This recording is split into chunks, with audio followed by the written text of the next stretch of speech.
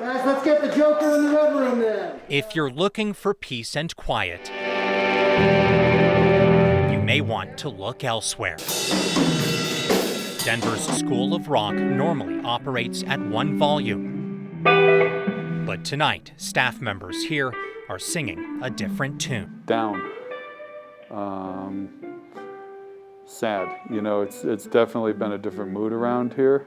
Jim Johnson owns the school and found out late last night his friend and vocal instructor, Jennifer Gelvin Rouse, was one of 2 victims in a stabbing near Marion Street and Iliff Avenue. Details around what exactly happened remain few and far between. Why is a hard question to answer, you know, and it's one I think all of us are going to be asking. Rouse was a longtime member of the Denver music scene. It's been a rough 24 hours. Allie Frankfurt played beside her in a rock band more than a decade ago. At night, Jen was this wild funk singer and an uber talented funk singer. Frankfurt last saw Rouse a week ago, delivering a meal to the family home. She says Rouse's husband Keith died earlier this month from a heart attack. The pair leaving behind 2 kids, now staying with family members, according to friends. I can't even imagine what they're going through now, and it's absolutely devastating to me and the community. Really, the outpouring is, how are we going to help these children? Her kids were students here too. Johnson says the community is already wrapping its arms around those 2 teenagers, with plans to use music to honor Gelvin Rouse and raise money for the kids. It's going to be mostly about the music. I think that's what Jen would have wanted. Because for her, it was always all about the music, and it was always all about the kids. Catching the train over there really is convenient for us. But anyone trying to catch an inline train on time may have an issue with this path at 112th and York, especially at night. It seems pretty unsafe.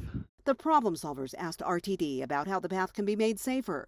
They tell us this is actually a maintenance trail the city of North Glen requested to have paved with asphalt as part of the inline project. That's why it does not meet disability accessibility requirements. It was never intended to be a designated path to the station area. Now, RTD will need to work with the city to improve the path used by pedestrians. North Glen is in the process of funding the design and construction of that path, which is going to be a multi-use concrete path.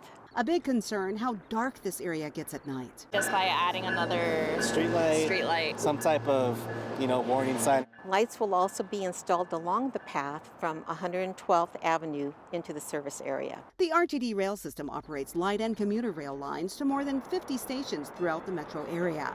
Each is monitored closely, but RTD says riders also play a role in maintaining a safe environment. If there is some kind of safety issue, we do invite people to let us know what is needed to be done to make sure that everybody stays safe. Sugar skulls, face paint, and paper flowers abound. Metropolitan State University of Denver hosted an early celebration of the Dia de los Muertos at the historic St. Cajetan's Church on campus. Dia de los Muertos is a Mexican holiday observed on the 1st and 2nd days of November every year. The tradition is a remembrance of loved ones that have died. This isn't an event to mourn, this is an event to celebrate, the people that we love who come back to visit us on this day. Alexis Marquez Alanis is a member of the Sigma Lambda Beta fraternity, which founded the event, now in its 16th year at the Auraria campus. Our brothers back in 2007 organized the very first Dia de los Muertos and was able to grow it every year. Celebrating those who've moved on to the next life. This is not only an event about the passing of loved ones, but also about identity. This is not lost on Dr. Renee Fajardo with the Chicano Studies at Metro State Journey Through Our Heritage program. I think that if we look historically, when we say Dia de los Muertos, everyone thinks about this codified vision of what it's like now.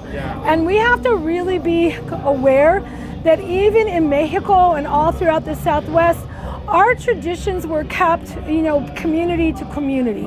When you look at the attendees of this event, you see a diverse and accepting community from people of all ages and races, much like the Auraria campus itself. It's not so much about people going, I own this holiday, or they own it, or it has to follow these kind of protocols. What it's really about is looking at how we evolve as a people, wherever we are, and how we are this beautiful woven tapestry. And so it's really important, I think, here at Metro, because we're coming from so many different backgrounds. All of our backgrounds that are bringing us together, from rural and urban, that we are creating our own beautiful tapestry of what we are here on the Aurora campus.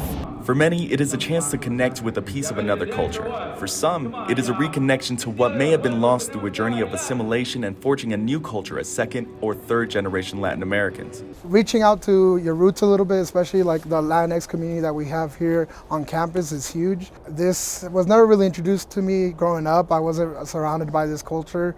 I had always heard about it from like siblings in Mexico, but never once did I actually like actively take part in it. And so for me, it's always an honor, it's always a pleasure to be here and learn a little bit more each year, and then spreading that knowledge for people like other new members that have crossed that maybe don't know so much about this culture, even though it's something that traditionally it should have been passed down before.